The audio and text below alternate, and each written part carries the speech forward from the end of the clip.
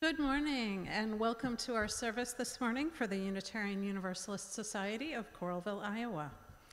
I am Peggy Garrigus, Director of Congregational Life, and also your Zoom host for this morning. We are still new to multi-platform services, which we are doing on a small scale today.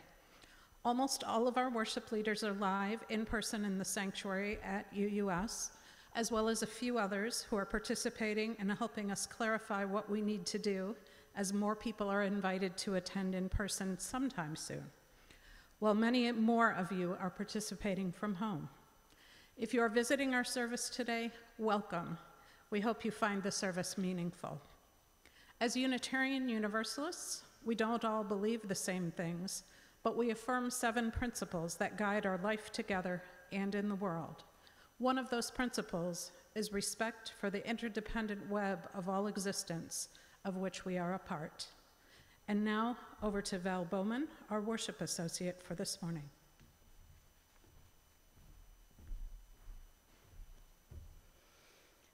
Good morning. I'm Valerie Bowman, a worship associate and member of the Unitarian Universalist Society. Today, I am looking forward to hearing from Kim McWane Friese. Some of you may know Kim as co-owner of the restaurant Devotee, which she ran with her late husband, Kurt Michael Friese. She's been a resident of Iowa City for most of her life, and she's also known as a potter, cook, gardener, local food advocate, and software implementation consultant for Siemens. Kim has been an on and again, off again member of several UU congregations since 1987. In these times of change, it is so important to be together. And I have to say, it's so wonderful to have a few beloveds here in the sanctuary. To come together as a spiritual community to gain the sustenance that we each need and to help nourish each other. As members of a faith that expresses our core value of love through how we agree to be together and to support each other, it is good to come together and affirm that even when we are not together in body, this congregation remains strong and connected, and to affirm that wherever any of us is on life's journey, whether we come to worship with joy in our hearts, weighed down with burdens, in need of rest, or searching for people to engage in the struggle with us, we are glad, and this community is glad that we are here. May we be reminded here of our highest aspirations and inspired to bring our gifts of love and service to the altar of community. May we know once again that we are not isolated beings, but connected in mystery and miracle to the universe, to this community, and to each other. And now Alex will lead us in the opening hymn.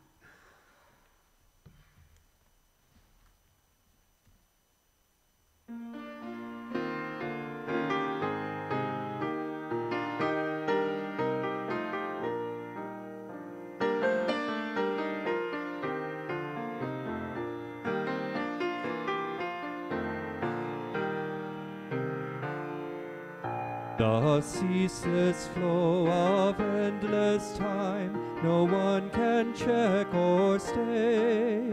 We'll view the past with no regret, nor future with dismay. The present slips into the past, and dream-like melts away. The breaking of tomorrow's dawn begins anew today. The past and future ever meet in the eternal now. To make each day a thing complete shall be our New Year vow.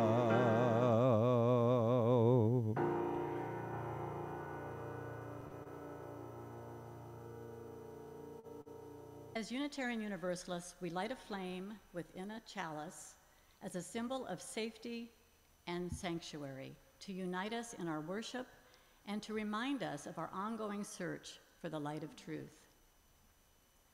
Life is a gift for which we are grateful. We gather in community to celebrate the wonder and mystery of this great gift. So now let us kindle the flame of our liberal religious heritage and renew our covenant of mutual love and care. Love is our doctrine, the quest for truth is our sacrament, and service is our prayer. To dwell together in peace, to seek knowledge in freedom, and to serve those in need. This we promise, this we covenant with life and one another.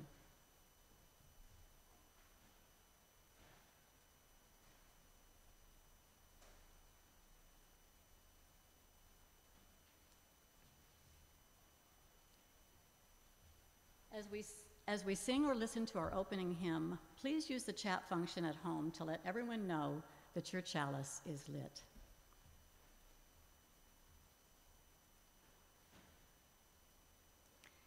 Lighting the candle for justice. Each week when we light a candle for justice and healing, we hold space for our feelings of rage and heartbreak over the ongoing pandemics of illness and racism and the waves of trauma washing over our world.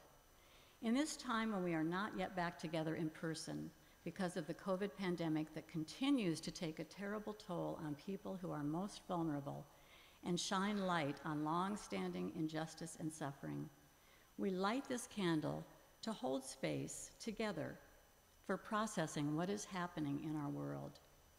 We light this candle that we may not be numb to injustice, authoritarianism, illness, and trauma, but rather find strength, courage, and love together to continue engaging with the struggles for liberation, justice, and healing. And this morning we might want to keep in mind particularly the victims of the terrible earthquake in Haiti, which is already a country that was so affected by extreme poverty.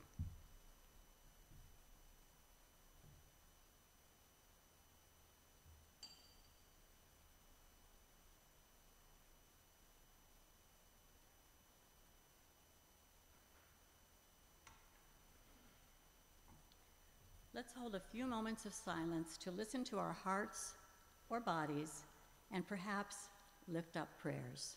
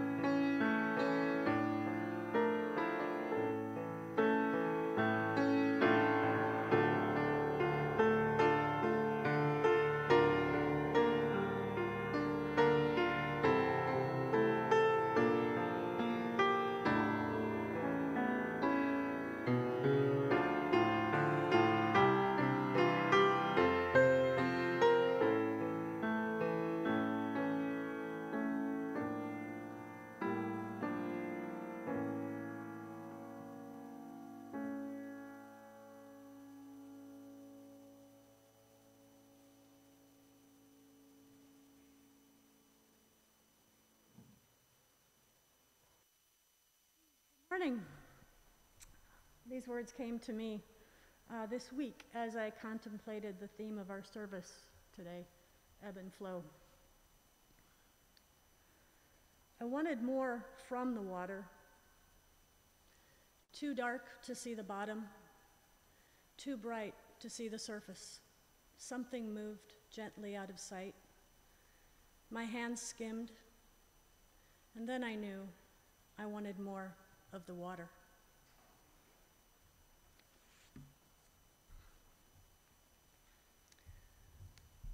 Today's reading for all, wonderful story. Most of you know it, I'm sure.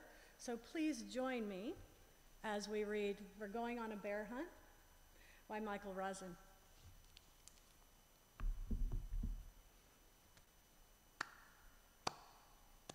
We're going on a bear hunt. We're gonna catch a big one. What a beautiful day. We're not scared. Oh no, grass, long, wavy grass. We can't go over it. We can't go under it. Oh no, we've got to go through it.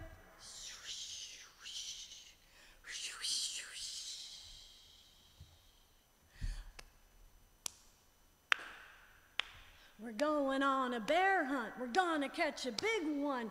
What a beautiful day. We're not scared. Uh-oh, a river, a deep, cold river. We can't go over it. We can't go under it. Oh no, we've got to go through it.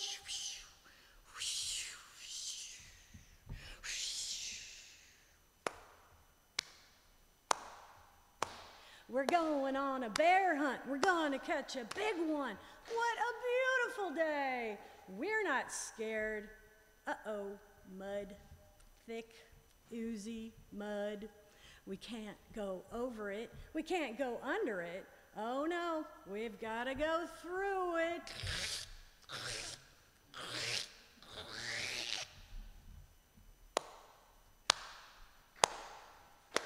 We're going on a bear hunt. We're gonna catch a big one. What a beautiful day. We're not scared. Uh-oh, a forest, a big, dark forest. We can't go over it. We can't go under it. Oh no, we've got to go through it. Stumble.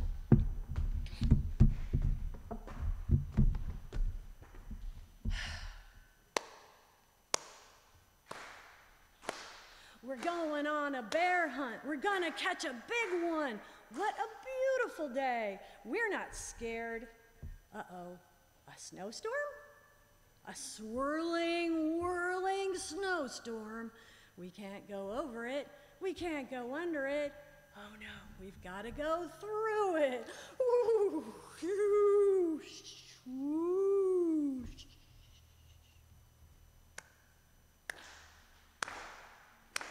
We're going on a bear hunt. We're gonna catch a big one. What a beautiful day. We're not scared. Uh-oh, a cave. A narrow, gloomy cave. We can't go over it. We can't go under it. Oh no, we've got to go through it. Shh. Tiptoe, tiptoe. Oh, what's that? One shiny, wet nose. Two big furry ears. Two big goggly eyes. It's a bear! Quick, back through the cave. Tiptoe, tiptoe, tiptoe. Back through the snowstorm. Back through the forest. Stumble, trip, stumble. Back through the mud. Back through the river. Back through the grass. Get to our front door. Open the door. Up the stairs. Oh no, we forgot to shut the door. Back downstairs. Shut the door. Back upstairs. Into the bedroom. Into the bed. Under the covers. We are not going on a bear hunt again.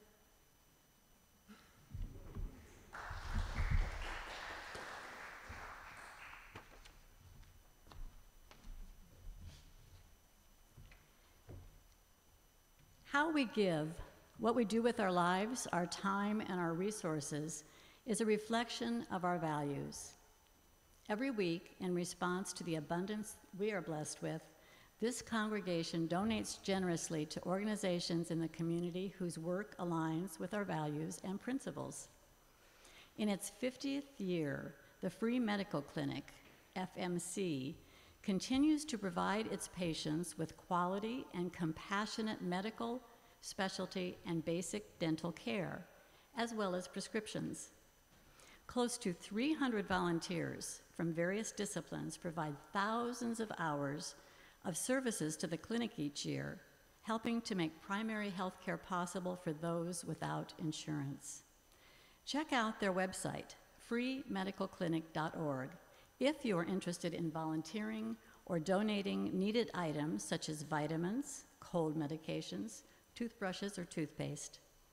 Our generosity helps staff and volunteers to help patients. On the screen, you'll see instructions for how to give online, or you may write a check and send it to UUS.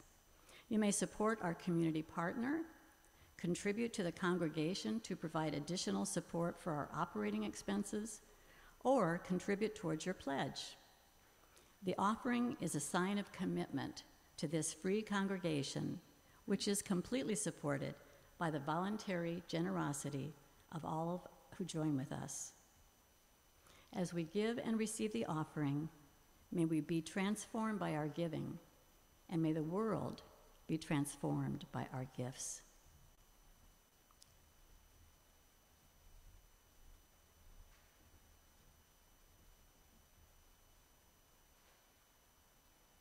So you may want to hum or sing along if you like. You probably know this song.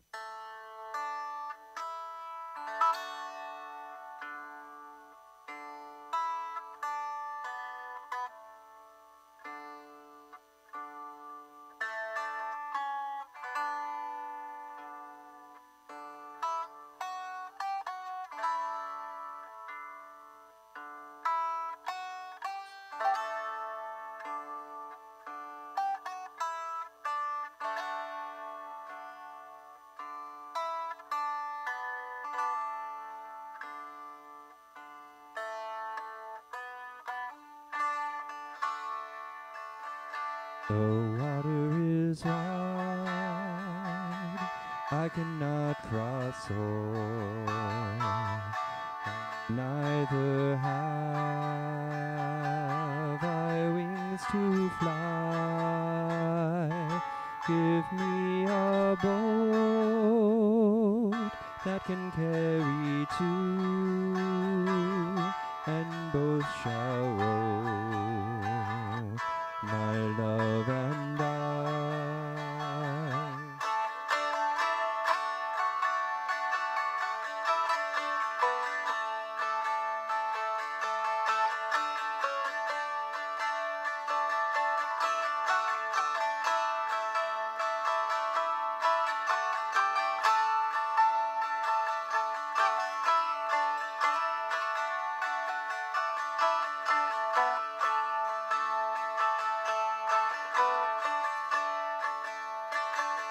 I leaned my back up against an oak. I thought it was a trusty tree. First it bent and then it broke, as my love proved false to me.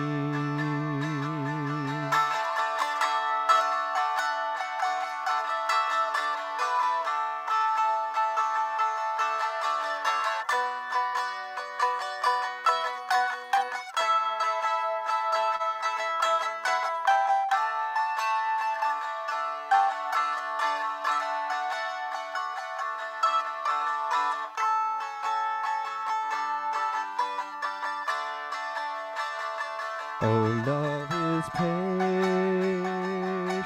love is kind, bright as a dew. First it is new, but love grows old and waxes cold just like then fades away, like morning dew.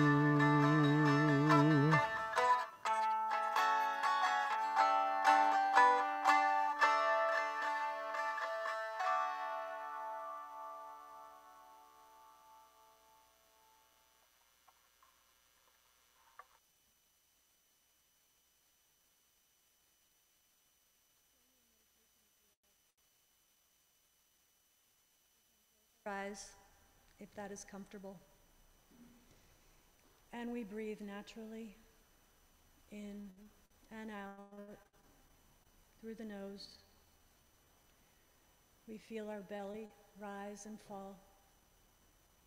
We visualize our breath as it becomes gentle waves, moving in and moving out, gently lapping the wet sand and retreating, moving in and moving out, flowing and ebbing with almost no effort or will.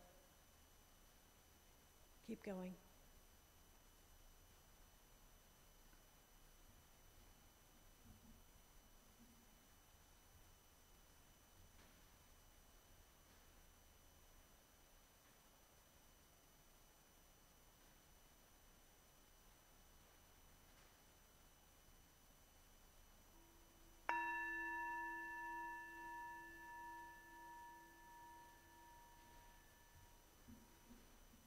Keep these waves of comfort and clarity with you today.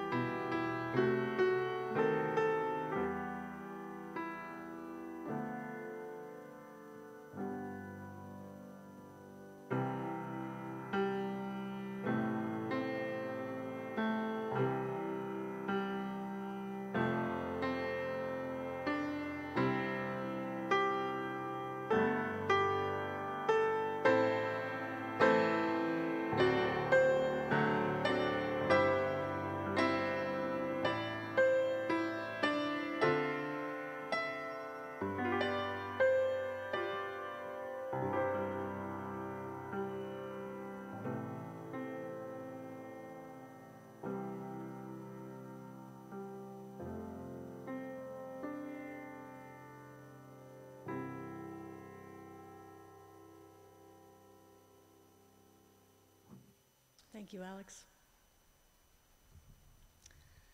And thank you all for joining us today as we continue to explore resilience and what it means to tap into our resilience, especially in turbulent times. For most of my life, the word resilient has evoked images of sturdiness, strength, stoicism, and stability. And as I applied these terms to people in my life who've been the most resilient, I quickly recognized that the word fluid should be at the top of that list. I think of my mother, my grandmother, who were the embodiment of fluid resilience before and during my life. My mother was one of 4 children born and raised during the Great Depression and World War II on a farm in northeast Iowa. The day my mother was born, the barn burned down. My grandmother talked of beginning the cleanup and rebuilding process the very next day, taking more breaks than she normally would, having given birth the day before. It's hard to imagine that, isn't it? Just get up and keep going, keep going. In November 1951, my grandfather fell off the hay rack and was paralyzed from the neck down. For the next 10 years, my grandmother nursed my grandfather, ran the farm, and raised the children. She also transcribed my grandfather's memoir called Hope for the Stricken. Keep going. Stories such as this are not rare. As a matter of fact, I'm sure each and every one of us has amazing family stories of resilience and, indeed, personal stories of resilience. After my grandfather died in 1961, and her children were mostly out of the house, my grandmother sold the farm and moved to a house in Decorah, where, among other things, got her bachelor's degree at 64, practiced many mediums of art in her basement studio, cooked, gardened, and adopted stray cats. She also spent a great deal of her time fishing on the beautiful rivers up in northeast Iowa. Even as a child, I could feel the joy and sustenance she found on the banks of the clear-flowing waters. She was strong, sturdy, stoic, and stable. But mostly, she was able to flow with the days, hard days and joyful days. Keep going. The loss of her father was extremely traumatic for my mother, and shortly after his death, she began to exhibit symptoms of bipolar disorder. Of course, in 1962, there was no such diagnosis, but her journaling, as well as my father's a little later, qualified the symptoms quite clearly within the now current definitions. My mother's favorite saying was, "Move it and do it." She'd say it louder than that, though, usually. She was a great athlete, going to state championships in basketball and tennis. She had an unbridled and contagious enthusiasm, and people just loved to be around her. She and my father were married in 1963, and from that time, her depressive episodes became a labor of love for my father. He carried her through each and every dark time with love and affection, even though there was no understanding of that affliction at the time. I'm sure there was also frustration, but that was only evident in his writing. I got you.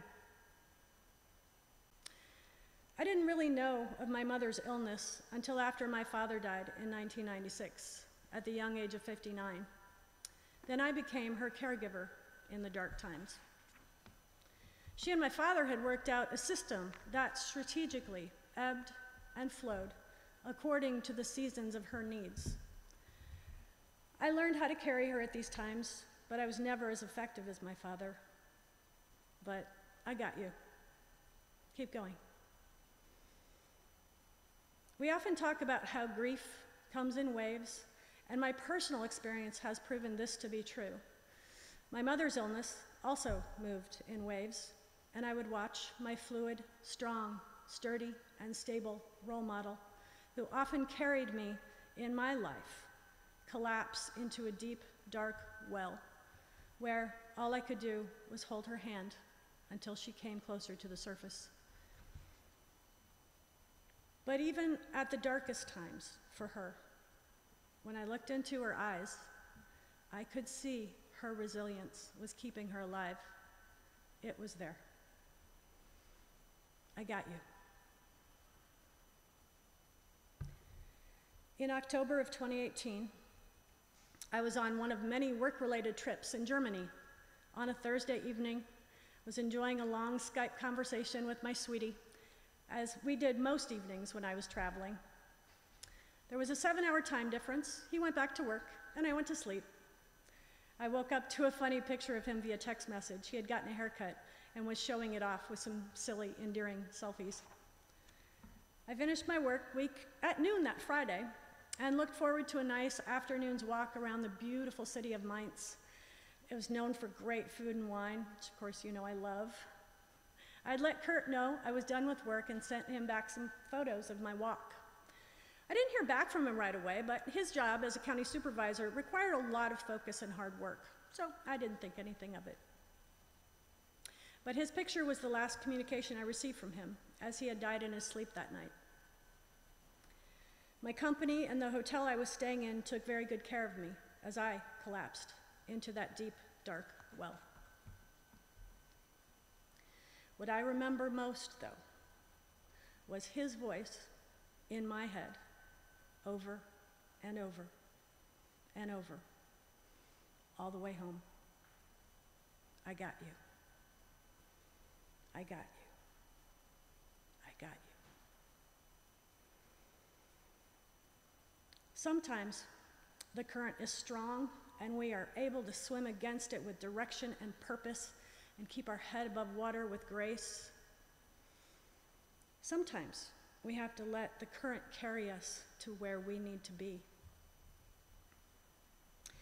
I think resilience is having the emotional recognition to listen and eventually accept transformation, with the knowledge that acceptance is not the same as resignation.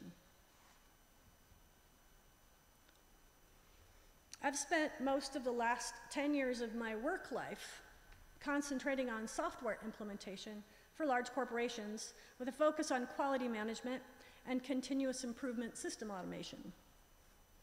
When folks ask me what I do for work, I often tell them that. Their eyes glaze over. And I usually follow up with, well, I could tell you more about what I do, but then you'd have to kill me. Nonetheless, working on systems for managing continuous improvement actually fits very well into this topic of regenerative resilience. Many of you are familiar with the concept of agile in software development and implementation.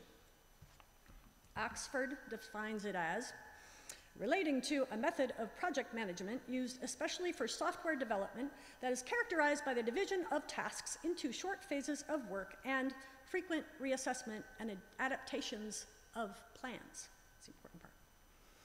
In this world where technology moves so fast and concepts are sold as a product, it is necessary to recognize that nothing is ever done, finished, or viewed as complete. It is either being improved or being assessed for improvement. Sometimes ideas that are seen as improvement just don't work, but as they are reassessed and we try again and again until it solves the problem. There really is no such thing as failure. We are constantly building on what works. But sometimes we have to go back before we can go forward. Life, pure and simple, is about regeneration. Every universal pattern, whether at the micro or macro level, exhibits regenerative forces, and human life is no different. When we are able to ebb and flow, to cycle within regenerative resilience, we can navigate stormy and calm waters. Sometimes resilience whispers, keep going. And sometimes, I got you. Your resilience is always there. Just listen.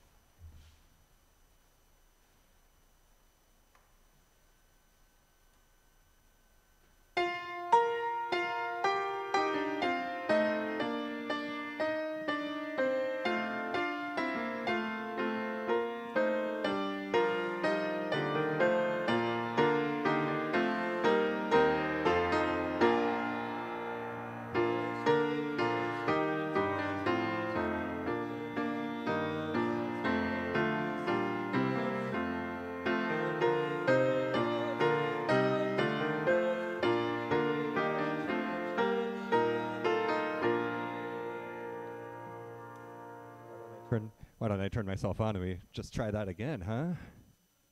You guys can sing in here as well, but maybe not with all the gusto that you might want to. All right. Take 2. All right. We don't need to hold an introduction. As tranquil streams that meet and merge and flow as one to seek the sea, our kindred hearts and minds unite to build a church that shall be free. Free from the bonds that bind the mind to narrow thought and lifeless creed. Free from the social code that fails to serve the cause of human need. A freedom that reveres the past but trusts the dawning future more, and bids the soul in power of truth adventure boldly and explore. Prophetic church, the future waits your liberating ministry. Go forward in the power of love, proclaim the truth that makes us free.